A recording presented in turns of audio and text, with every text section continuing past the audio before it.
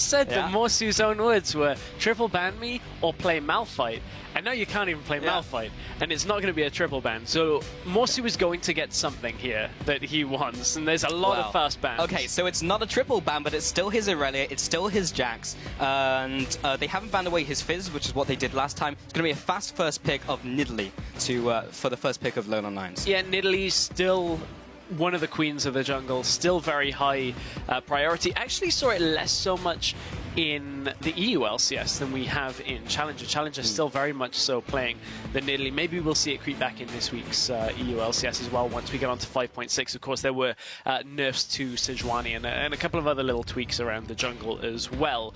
But with that Nidalee locked in, LowLandLions, this was the champion that helped them beat Origin last week on Kirei. It is, and gamers too respond very quickly with their CozQ coming out for the AD carry, so still keeping their top lanes to the chest right now, but they also pick up the Ahri for the mid lane. Full Ica coming in here, so they don't give too much away at this point in time. Especially with LeBlanc banned away, it's another strong mid lane champion, and mid lane had a lot of changes as well here in 5.6. There were the changes to Athene's. Question possibly of is Ziggs coming back. I'm still hesitant to say yes to that because I haven't really seen too much since the changes. But lots happened to the mid lane. CozQ's still as prevalent as ever down in that bottom lane. And there's still a lot open here for the top lane, as you said. I mean, you said the Fizz is open. We've still got the possibility of a Hecarim, which we saw out of Fnatic and Huni in Europe and pretty much every team as well. There's so much still there. Yeah, there's a lot to pick from in the top lane. The question is, what do these top laners play? Because we know Irelia Jax is, of course, in Morsu's champion pool, but we'll see what he brings to the table. Probably going to wait for gamers to make their first move, but LowLandLions do lock in their AD carry as well, along with the Fresh, so they have their bot lane secured, plus potentially their jungle in Nidalee.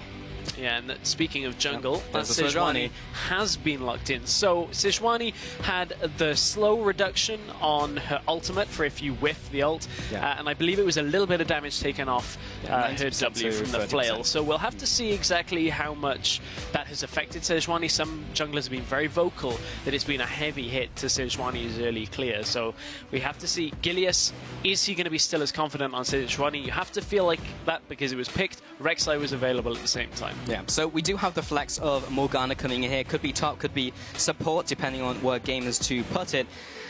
This would be interesting if it locks it in. But yes, they're also hovering over the Cassiopeia. CozQ, well, we know he plays it.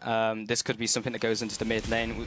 There's still plenty of things for him to play. There's like Syndra, even if he wants to go down that route. Even the Xerath, and maybe the Ziggs with now the Ludens coming in with the buff to the Athenes. Not too sure, but now with the hover over Fizz, it's going to be Fizz. We said they didn't ban it out, and that's the only one that he's not going to have that taken away from. And this is a super high damage composition when you look at things. Cassiopeia, Fizz are both going to become monsters in this game if you don't shut them down. The same with Graves, he's got a lot of burst damage. Nidalee's going to have that little bit of a dip, but we saw that Kirei was not affected by the dip by getting 7 kills by about the 10-minute mark against Origin. So still, LowLandLions are going to have so much damage. Yeah, I would like to remind you that this is the composition, as you mentioned. Nidalee came out, now they also have the Fresh for Hybrid. This is the composition they ran against Origin, where they just got snowballing. It's 5 kills plus the million kills on Kirei.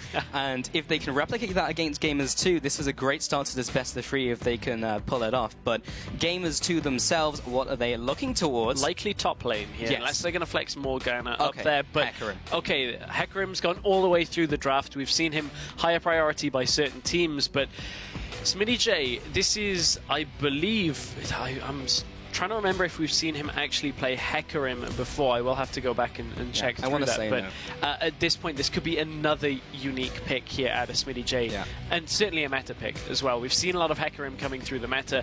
Can be fairly good against, or is fairly good against melee matchups. So we'll have to see exactly how Morsu can fare in the Fizz Hecarim matchup. Yeah, Hecarim to me just is like a Smitty J champion all over, right? Like he likes to go for the split pushes. The only thing I'm a little concerned about is how he deals with the teleport. And that's basically it, because we saw Zazas play him twice last week, or the week before last week rather, and it just failed every single time. He was actually playing into a Fresh like he is now, and he just got flayed away every single time he teleported in. But as the teams load onto the Rift, get your votes in for who you think will take the win by logging onto Twitter and using the hashtags LLLwin and G2win. And we'll be checking in with your opinion later in the match. We will, and this is the first time we've seen SmittyJ on Hecarim here in the European Challenger Series as well. On the other side of the map, this is actually going to be the third time for Fizz for Morsu. So we'll see how it goes. We will indeed, as we get into game and onto the Rift. LowLandLions versus Gamers2. This is the first game in our best of 3 here, ladies and gentlemen, our very first semi-finals in the playoffs. And the winner of this will go to the live grand finals next week, which will be hijacking the LCS studio. And the teams will be there live. So very interested to see who comes out on top here, Stress. We're taking it. It's ours. I scouted it out last week. Oh, yeah? I got all the security. Weakness? Found Nice. the weaknesses. We're taking it over. Just don't tell them, okay? Nobody tell them we're coming. Well, hopefully they have the Metal Gear guards where we can just sneak past and it's just like, oh, they're streaming from our studio. Let's see what Gamers2 are doing in the top side of the map, though. They're all congregated around there. Will they just set up this depth push Vizility? Oh, he catches them, but he gets catched himself. That's not a word, but he is going to go back to his turret. He does get tagged by the binding, but the rest of the team may be heading into the jungle now. Of course, they know that they've been spotted, and LowLandLions have responded by going into the opposing jungle themselves, but they're 4v5, they head into a confrontation. That could have gone a lot worse for Vizility there. That really could have been a big play to begin. Now, Vizility, yes, they've seen that go down, so Vizility is... should know that's happening, and the rest of LowLandLions are around the back now. Gamers2 are a little bit boxed in, but there's no way Vizility can actually get to the rest of his team without crossing the ward line here for LowLandLions. And Gamers2 are going to back away.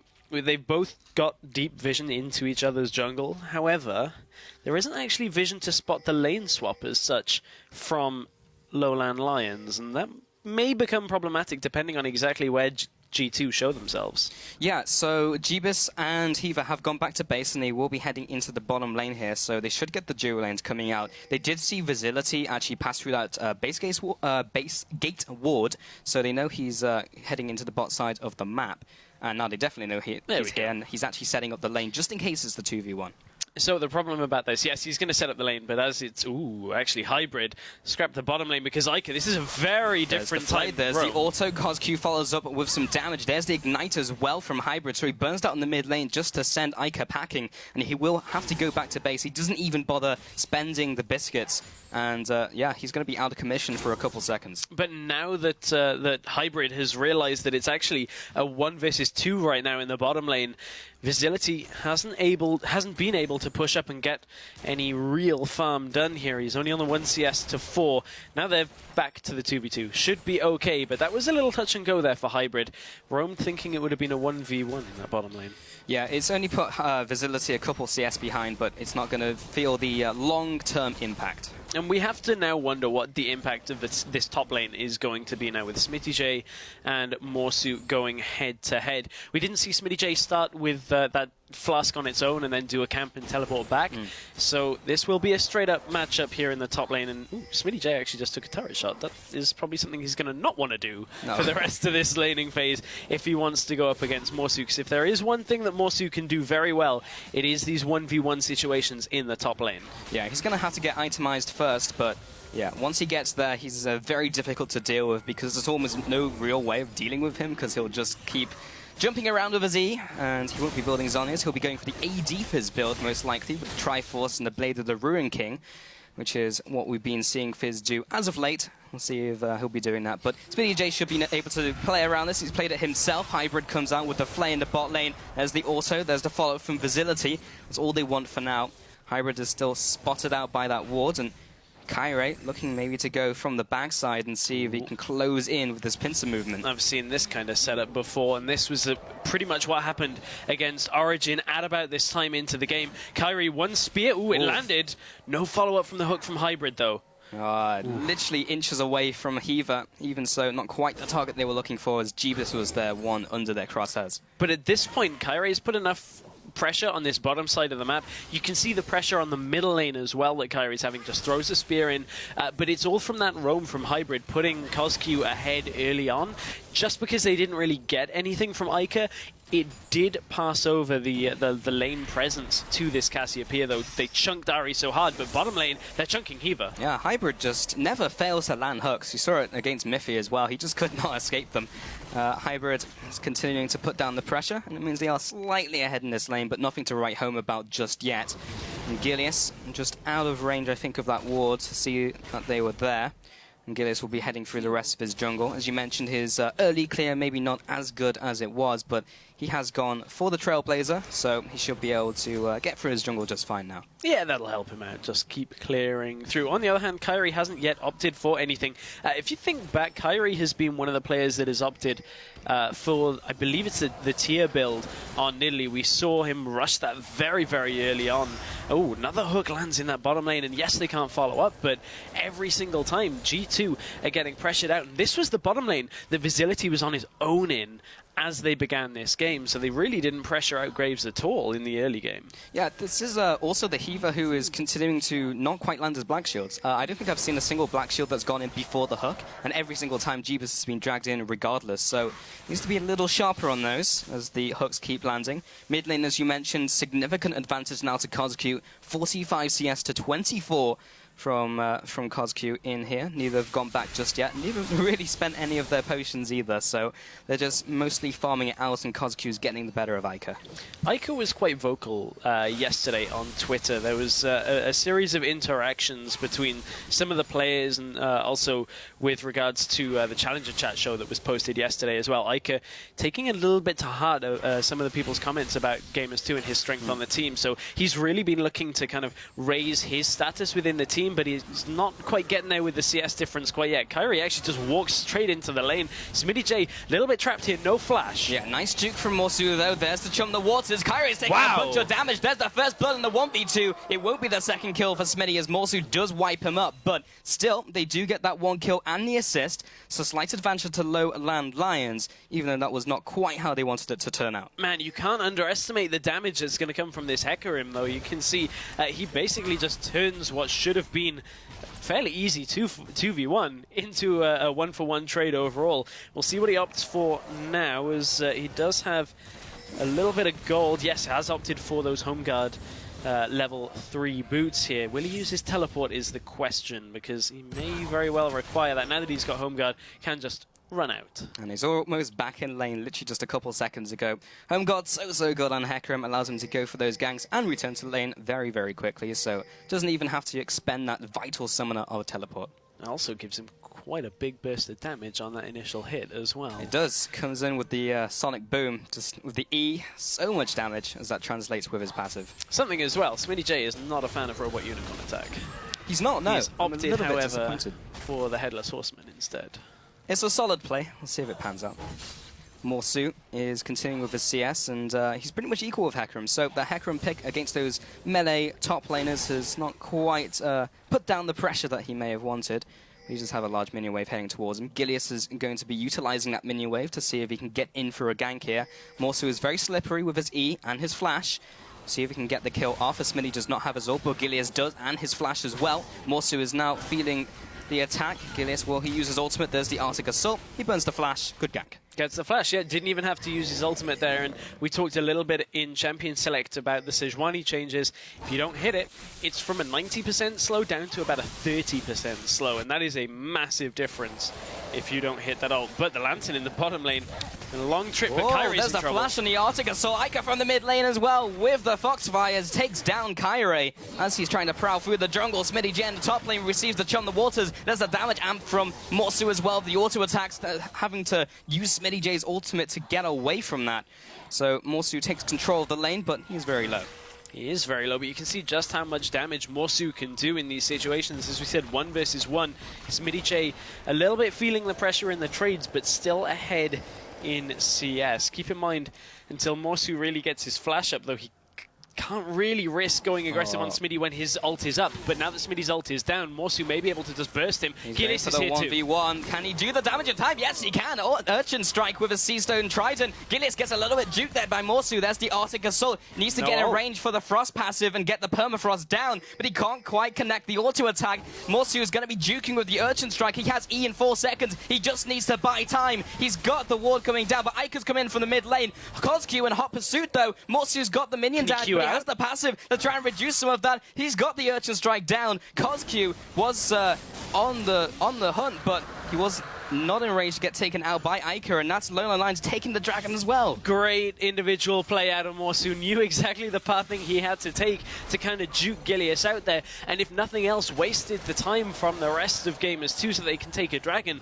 LowLandLions now ahead, both in gold and in the dragons. That was a really good play. Yeah, you can just see that Ica all the way through. That was like, I wish I had bought boots, because that would have been enough to catch up. He, in fact, opted towards the Ruby Crystal instead for the extra tanky stats. Either way, that is Morsu getting away scot-free. He is still heading towards his Trinity Force. He's now picked up the Phage on top of his Sheen. And now Kirei, with a nice rotation to the bot lane, will be able to secure the first tower of the game for LowLandLions. And LowLandLions, one of the things that they actually do really well is their coordination between their players. When it comes to playing a split push game, when it comes to playing an objective game, they're actually one of the best teams that we have here in European Challenger, and that really just shows in its stats. They have the most dragons and barons out of all teams in the European Challenger Series. So that's the first objective like that in the books with the dragon and the tower. Very impressive stat there, but Morsu, that's not your lane. He's now in mid lane, and they've performed the swap up. CozQ now in the top lane, but he'll be heading into the river maybe for the crab, it looks like. Ica is still following through with the damage, but he's still behind his mid laner. Heaver takes a javelin to the face. Morsu does not choose to follow up, as Ica is also there. Second spear almost landing. And Gilius is also around that area, maybe looking to set up for a potential something. There's no dragon there, well, so... This is an interesting little swap here from CozQ and Morsu. When you look at it, Morsu was actually doing well in the trades, but was losing out in CS in the middle lane, whereas it's the opposite for the middle lane, where CozQ is way ahead in CS, but there's a lot of people in mid lane, so CozQ just kind of wants to farm his way up, get his tier stacked, get later into the game to get the damage, but it's kind of just releasing a fair amount of the pressure here that is on Ica, and I wonder whether that could potentially come back to be a little bit of a misplay out of LowLandLions. They need to maybe force things in this top lane fairly soon, but it's bottom lane. Binding has landed 4 gamers too. That's going to spell the end of any kind of engages here from LowLandLions. So it's past 10 minutes now, but it's still worth mentioning that LowLandLions are always behind in their CS, or on average they are behind in CS at 10 minutes, whereas gamers 2 are always ahead. That is not the case this game, as CozQ is ahead in his mid lane. Ult's available. Smitty J in top lane. Nice juke over the back of the snake, but he's still chasing him down, maybe for the kill. Onslaught of Shadows. He'll flash away. He'll burn the summoner. Kirei comes out with a takedown pounce and gets the kill. That was a little too close for comfort, as CozQ has to burn both of his summoners. Yeah, CozQ really shouldn't have even had to use either of his summoners in that kind of situation. So, little bit of a misplay by CozQ, but Smitty J keeping themselves in it. However, it's bottom lane. Gilius is just going to show himself straight away. Ultimate is available. Minion wave pushing in. Nice ult, lands right onto Vizility. Oh, the Lantern with the flash as well. There comes the flay just in case he followed up. Hybrid, what a play. Great Lantern out there, and Gilius used his ult early on that engage. Hook has landed onto Gilius. There's no real follow-up damage, but this is just to stop them from putting any damage down onto this turret, but a new wave will refresh the minions, and this turret doesn't look like it's going to be sticking around for too much longer. Yeah, as the binding doesn't land onto Vizility, trying to clear out these minions. They have indeed done so, pretty much wasted a lot of Gilius' time down there. Very nicely played by the bot lane duo of LowLandLions. Let's take a look at some of the items, though. 13 minutes into this game, Morsu has completed his Triforce as his first item. And on the opposing side, Smitty J also apparently looking towards his Triforce with the Phage and the Amp Tome towards the Sheen. Has, of course, gotten those home guards, as we mentioned earlier. Meanwhile, in the mid lane, CozQ, you can see him taking blue buff, but he's got the Archangel staff, so he's gone for the tier, and actually didn't go tier into Ludens, he just went straight for the Archangels. Yes, he has gone straight for that Archangel's. He needs to ramp it up as fast as he can. He's only at about 300 stacks so far, which, you know, with that Archangel's complete, it's going to stack faster, so it should be just about on time, but it's the massive CS difference that CozQ is really concerned about right now, and he is way ahead of Ica from that middle lane. He's prevented Ica from really roaming at all, and every time that Ica has tried, it's been CozQ there behind him. However, why roam when you might be able to catch somebody coming straight past your lane? He whiffs the binds as he's walking in a straight line, but it doesn't seem to matter because Ica still follows up with his full combo. Will burn the Ignite as well. That should have been a little smoother from Ica there, but they burn both of the... in fact, they burn 2 summoners in the form of Flash and then the Ignite from Ica. And both teams may be looking a little bit unsettled to begin this one. A couple of plays that really should be a lot cleaner are very messy right now, with bindings missing. You know, the top lane ult as well. So it is first game of a best-of-3 series. We'll see if any of the teams really start to find their groove a little bit better. But now 2 pushing in this middle lane. Hybrid is there, and he's got Vizility as well. So it's going to be able to clear the wave out as well. Gilius shows himself, hooks on the minion. Yeah, and would have been on to Gillis had that minion just happened not to be there. Morsu and Kirei in the top lane, still pushing away, so they get their second turret and defend the middle turret as well. So LowLandLions really commanding on the objective game so far. Jeebus should be able to get the first tower of the game for Gamers 2 in the bot lane. There we go.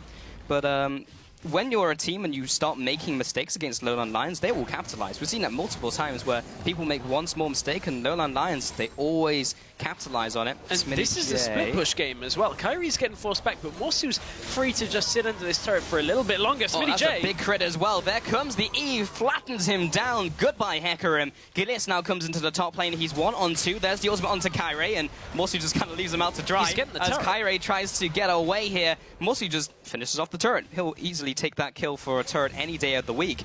And LowLandLions continue to pull ahead. Really well balanced there by LowLandLions. They knew that they had the damage to kill SmittyJ, and knew that Gilius had to pick one target. They get a turret from it. This split push game is really difficult to deal with, how coordinated the LowLandLions are, and Morsu is already pretty huge. 3-0-0 in this game so far. Well, we were definitely interested in how the top laners would interact because they are the focal points of the teams.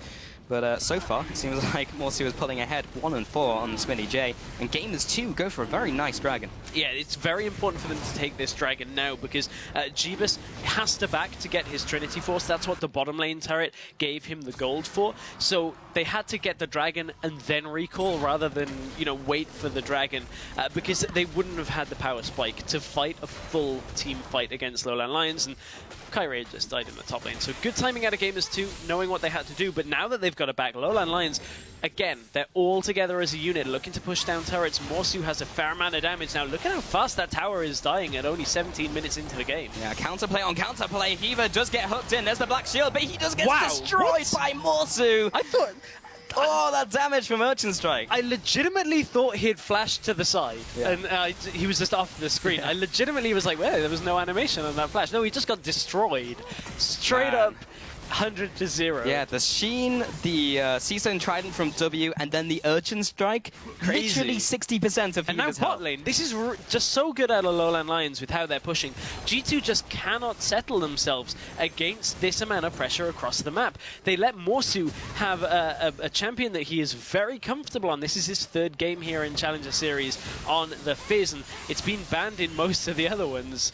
It's very strange that G2 would let Morsu get the champion like this. Yeah, you really have to question whether that LeBlanc ban was worth it from Gamers 2 against CozQ, because the only ban that they let through was the Fizz, which they banned out last time they played them. Also, LeBlanc isn't quite as tough to play against as she used to be. Still very strong. She did have slight changes, slight AP ratios on her mimicked abilities.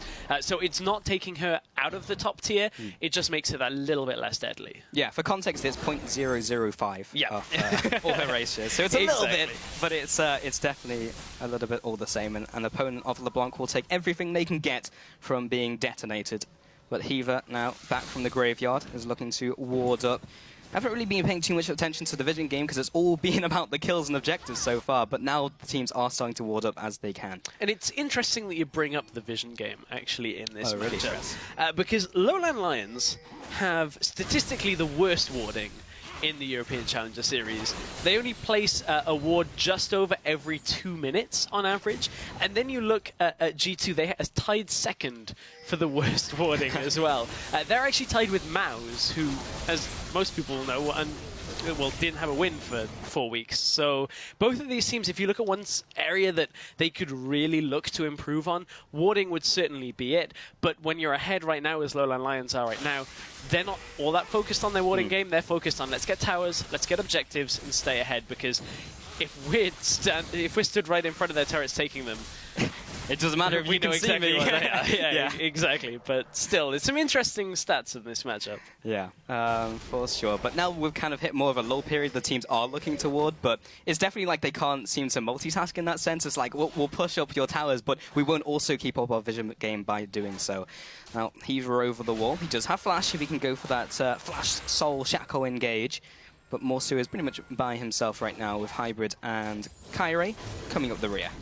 And one thing that I think actually may lead to the warding is look at how empty jungle, mid, and AD carry are of wards for both teams right now. Mainly sweepers, a blue trinket, but no purchased wards, no consumables in their inventory. Now, that either tells you that their back timing has just been perfect from all three players and they didn't have any money at all, hit it on 0 and quit it, or they just didn't pick any up. So that's one of the interesting things I want to keep a track of, at least mentally to myself, for the rest of this matchup. But I have to get my next damage spike. I can't put it on boards. That's 75 gold. He'll put me behind, but wow, that's an interesting fan vote coming in here. 76% over to Gamers 2.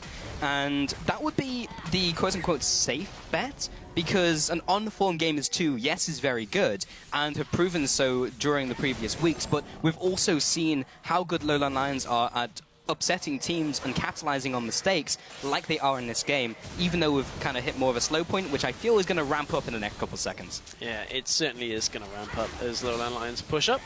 Although a missed hook. Ooh, Gideus flashes in. He comes in. There's the ultimate coming across. Heaver does land his binding, but a great ultimate by CozQ lands onto 2. There's collateral damage. Morsu follows up as well. SmittyJ only now uses ultimate onto the back line and will take down the counterpart of Morsu, but that's 4 of the players from Gamers 2 down for the count. Spear comes across, does not quite land onto Ica, but it's 1 versus 4 here, and a minion wave is flooding in. Great ultimate out of CozQ to hold that fight, and LowLandLions are going to get turrets from it as well, but you could see how much engaged SmittyJ had and Gideus. They locked down a good 2 or 3 people with each engage, but they just didn't have the damage to follow it after they'd used everything on Morsu. Morsu burned down early in that fight, leads them now to be in the position to take a Baron. Ica does not have his ultimate, he has flash and doesn't have ignite. We'll see how this one goes. Everyone is very low from LowLandLions. If he did have ultimate, this would be a quadra, but can he do anything more? There's the teleport coming in from Morsu, and that's enough to dissuade Ica from trying anything. Just tries to go for the steal, but Kirei was able to take that down with his smite. Let's see the last fight once again. Yeah, we will. Here's the engage out of Gideus. You see it locks down 2 people, but it's Hybrid and Kirei that, they're not dealing the most amount of damage right now. Morsu exhausted almost instantly, and then gets shredded down. Ica burns everything to try and get him, and really not everything hit there either. And CozQ flashes, picks up his kill. SmittyJ will be next to fall as well, but you can see just how much was burned trying to get Morsu down. And really, just that was the end of that team fight as soon as he fell. Well, following the Baron, it is now time for Dragon, and this will be their second Dragon of the game for LowLandLions coming in here. That will be easily going over them. There's nothing Gideus can do about it. And we haven't really seen a fight where Gamers 2 have initiated with a Hecarim and using what Hecarim is there for. It's only been LowLandLions initiating onto Gamers 2, so I'd be interested in seeing a team fight where that was the scenario, but they need to not fall too far behind before that happens. SmittyJ will get himself a top turret here, but is the rest of his team kind of out in the open because he doesn't have his teleport to get involved? In theory, though, Gamers 2 should have been at that power spike a little while ago off that Trinity Force from both their top and AD carry players, and they really didn't utilize it very well. They didn't reach that point and say, okay, now we have to fight, because there was really nothing to fight over. LowLandLions had already pushed that mid outer, Dragon wasn't available, and then they take a team fight in which they use everything and get not a lot from it. And LowLandLions will be happy with that because they've just hit another big power spike as well. You look at it, Now we've got a needlessly large rod and 2 items onto the Cassiopeia. Static Shiv has been completed onto Graves for that extra attack speed as well. And a Blade of the Ruin King onto Fizz is a lot of items here that gives LowLandLions a lot of power and gives that man, Morsu, all the potential to split push here. Well, here's the 4-1, and LowLandLions, they just need to take it slow in the bot lane, but 4v4 is not a Gamers2 who like their chances, so LowLandLions take away the last inner turret here, and Morsu will be just harassing down SmittyJ. That's a nice bit of return damage, but it's Morsu with the lifesteal. One thing that SmittyJ will have for Gamers2 is teleport advantage in about 30 seconds to a minute. They'll have a good minute window where they'll have teleport available and Morsu won't, but the problem is, if you teleport out of that lane, Fizz will take your tower and potentially kill you while your teleport is channeling if his ultimate is up. You can also stop it as well. So it's all on SmittyJ to be smart with his teleport if he does choose to use it in that small window. He really has to make it count, that's for sure. Because Morsu, regardless of the scenario, regardless of the outcome, will take away your base.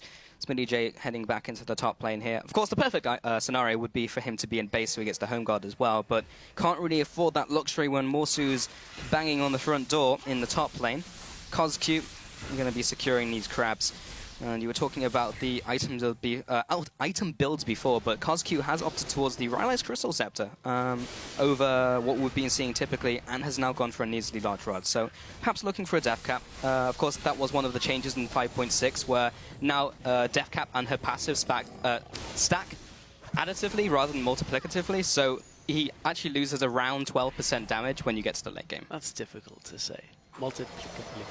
Yes. I can't say that. I wouldn't have even tried if I hadn't tried that. I went all in. hey, you got it. It also changes a long time ago as well to the Rylai's Crystal Scepter that it meant it now applies on Twin Fang, I believe it was, or the Q it was, I believe. The long change ago. Blast. Yes, exactly. But changes that have allowed Cassiopeia to bring that. Interestingly, as you mentioned earlier, I wonder whether this is going to be a Luden's Echo or whether it will be the Rabadons, because that's the other option that we've seen a couple of players. It is the Rabadons completed, so not opting for that heavy wave clear build with the Luden's Echo that we saw a couple of times in the EUCS. So differences here between challenger players' mentality and of course with the patch changes on 5.6. Yeah, also with the Rylai's, like once you start twin fanging someone, they're never going to get away. Yeah. Because it's single target slow versus the AoE, which is even more on Rylai's, so they're pretty dead. Gilius as well, he'll be melted by that build. I'm taking a look at Vizility for an interesting pickup. He's gone for his 2 damage items first, and he's now gone straight into a Quicksilver Sash. Yeah, that's a fairly early Quicksilver Sash when you look at things. That's the kind of timing you'd expect to see a Quicksilver Sash against a Zed. No Zed in this game. This is purely to QSS off a lot of the crowd control that Gamers2 have, because he knows he doesn't need a Last Whisper right this second. And it's just important for him to stay alive in these fights. So very smart itemization. Hook is landed on Hiba into the shield. Well, see if it helps him this time around. He's going to wait for the stun to go down. Oh, he can just kill Morgana instead. Gilius now comes in with his big ultimate onto 2. Icarus now turns up in the fight. Hybrid should be falling. He finally goes down and Smitty takes him out with the Rampage and the E. But Kirei is there to take him out. There's the ultimate finally. But a triple kill for Vizility. That was definitely a value pickup, and he didn't even need to use it. Morsu now onto Ica, lands the ultimate as well. There is the 5-for-1 ace from LowLandLions, all in a blink of an eye. They just turn it on Gamers2, and this looks like it might be the game. It is going to be the game at this point. Still a good 20 seconds on most people. LowLandLions, we said their comp had damage, but they just destroyed Gamers2. Wow, LowLandLions in this first semi-finals in the playoffs go 1-0 in this best of 3 against Gamers2. Gamers2 are not looking good for the rest of the series, Stress. Wow.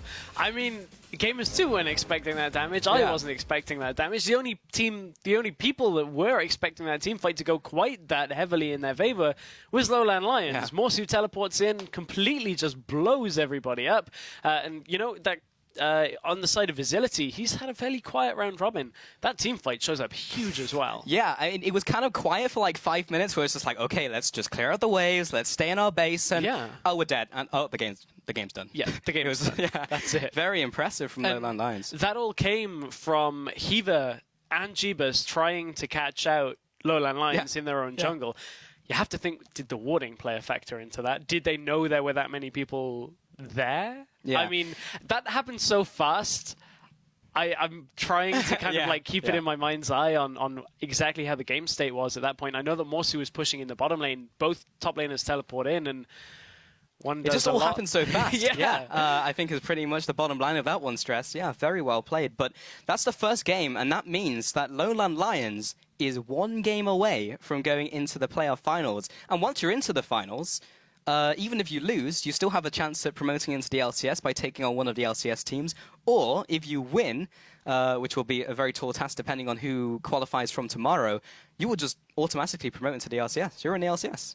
Yeah, it's a short road. It's as simple as that. It is a short road. It's it's the shortest road there really has been outside of the expansion tournament. When you look at it, as soon as you're in Challenger, it is such a good spot to climb your way up to the LCS. But it's not there yet. Yeah, they can see it in the horizon. Let's not run before we can walk, because Gamers 2 are a team that should be competing more than what we just saw, especially now they've brought on Soldier, who I believe was the Gravity analyst, who left the team a couple of weeks back. They brought him in, or they brought Soldier in, and what can they do? What can they do now with an analyst? What can they do between games 1 and 2? You have to think it's ban for his. Yeah.